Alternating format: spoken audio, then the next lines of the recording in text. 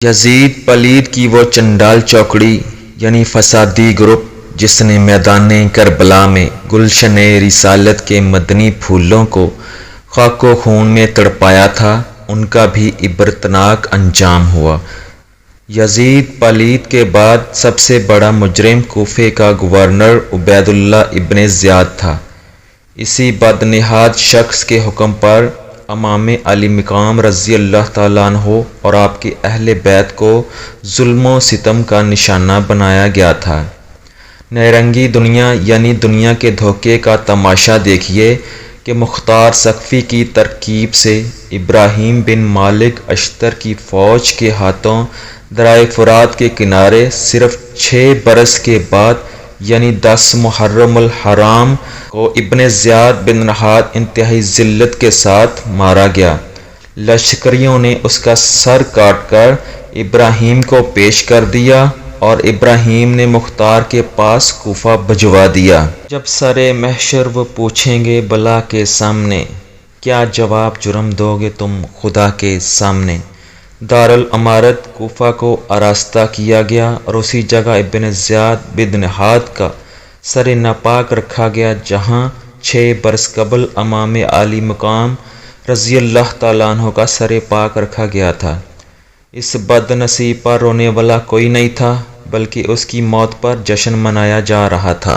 تابعی بزرگ حضرت سیدنا عمارہ بن عمیر رضی اللہ تعالیٰ عنہ سے روایت ہے، جب عبید اللہ ابن زیاد کا سر بما اس کے ساتھیوں کے سروں کے لا کر رکھا گیا تو میں ان کے پاس گیا۔ اچانک گل پڑ گیا، آ گیا۔ میں نے دیکھا کہ ایک سانپ آ رہا ہے، سب سروں کے بیچ میں ہوتا ہوا ابن زیاد کے ناپاک نتنوں میں داخل ہو گیا اور تھوڑی دیر رہ کر چلا گیا، حتیٰ کہ غائب ہو گیا۔ پھر گل پڑ گیا، آ گیا۔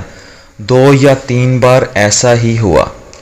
ابن زیاد، ابن سعد، شمر، قیس، ابن اشد، کندی، خولی، ابن یزید، سنان ابن نخفی، عبداللہ ابن قیس، یزید بن مالک اور باقی تمام اشقیاء جو حضرت سیدنا امام علی مقام رضی اللہ تعالیٰ عنہ کے قتل میں شریک تھے اور سعی یعنی کوشش کرنے والے تھے، طرح طرح کی عقوبتوں یعنی اذیتوں سے قتل کیے گئے اور ان کی لاشیں گھوڑوں کی ٹاپوں سے گرائی گئیں۔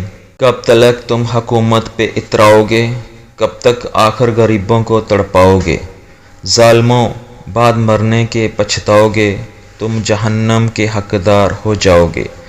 سچ ہی کسی نے کہا ہے کہ برے کام کا انجام برا ہوتا ہے۔ مختار سقفی نے چن چن کر یزیدیوں کا صفایا کیا۔ ظالموں کو کیا معلوم تھا کہ خون امام علی مقام رنگ لائے گا اور سلطنت کے پرزے اڑ جائیں گے۔ ہر ایک شخص جو قتل امام میں شریک ہے طرح طرح کے عذابوں سے ہلاک ہوگا۔ وہی فرات کا کنارہ ہوگا، وہی عاشورہ کا دن ہوگا، وہی ظالموں کی قوم ہوگی اور مختار کے گھوڑے انہیں روندتے ہوں گے۔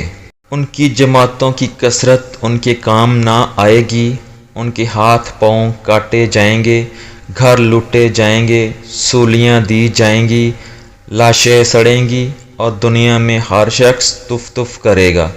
ان کی ہلاکت پر خوشی منائی جائے گی۔